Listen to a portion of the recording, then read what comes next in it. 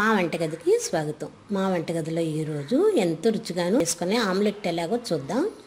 సన్నగా కట్ చేసిన దానికి కావాల్సిన పదార్థాలు: 2 టీ స్పూన్లు గుడ్లు, 3 ఉల్లిపాయలు, 2 కొత్తిమీర, 1 కొద్దిగా పచ్చిమిర్చి, 3 అల్లం 1 ఇంచు ముక్క, అల్లం వెల్లుల్లి పేస్టు 1/2 టీ స్పూను, నూనె 3 టీ స్పూన్, పసుపు 1/2 టీ స్పూన్, ఉప్పు రుచి తగినంత, కారం 1/2 టీ స్పూన్. ఇప్పుడు ఎలా వేయాలో చూద్దాం. స్టవ్ పై చిన్న పాన్ పెట్టుకొని దానిలో 2 టీ స్పూన్ల నూనె వేద్దాం. ఈ నూనె వేడైన తర్వాత దీనిలో మనం కట్ చేసిన ఉల్లి పచ్చిమిర్చి ముక్కలు వేసి వేయించుకుందాం. జీలకర్ర, అల్లం ముక్కలు, కరివేపాకు వేసి ఒకసారి కలిపి మూత పెడదాం. నూనెలో వేగుతాయి కాబట్టి ఉల్లిపాయ పచ్చిగా అనిపించదు. ఇప్పుడు దీనిలో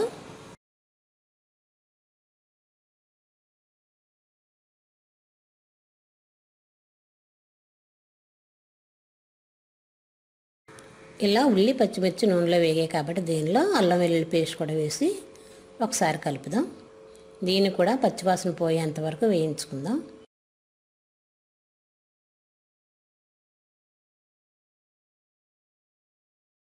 ఇప్పుడు జీలకర్ర కూడా వేసి ఒకసారి కలిపి స్టవ్ ఆఫ్ చేసుకుందాం. ఇప్పుడు వేరే బౌల్ తీసుకొని దానిలో 3 గుడ్లు కొట్టి వేద్దాం. ఇవి బాగా బీట్ చేయాలి. ఇలా బాగా కలిపిన తర్వాత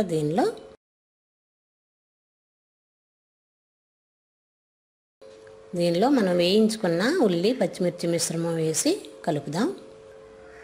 ఇవి పచ్చిగా వేయకుండా నూనెలో వేయించి వేసాం కాబట్టి ఆమ్లెట్ చాలా రుచిగా ఉంటుంది. వీటిని బాగా కలిపి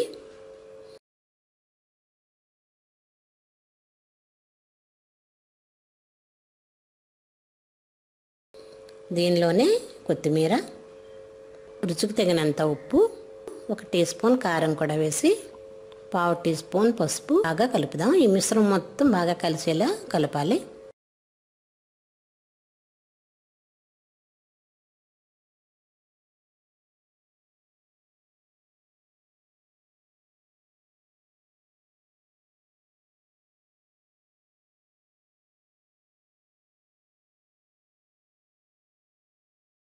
ఇప్పుడు ఎగ్ మిశ్రమం రెడీ అయింది కాబట్టి స్టవ్ పై దోస పాన్ పెట్టి అట్ల రేకు దాన్ని వేడి చేసి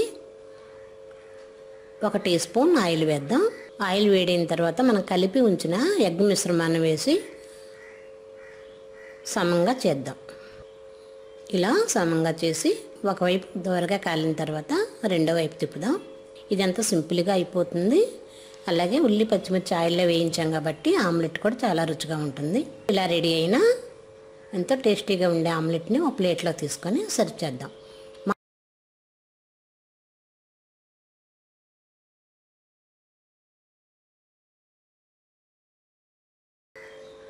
మా వంటగదిలో ఎంతో టేస్టీగా ఉండే ఆమ్లెట్ రెడీ. మరిన్ని వంటల కోసం మా వంటగదిని సబ్స్క్రైబ్ కాగలరు. ధన్యవాదములు.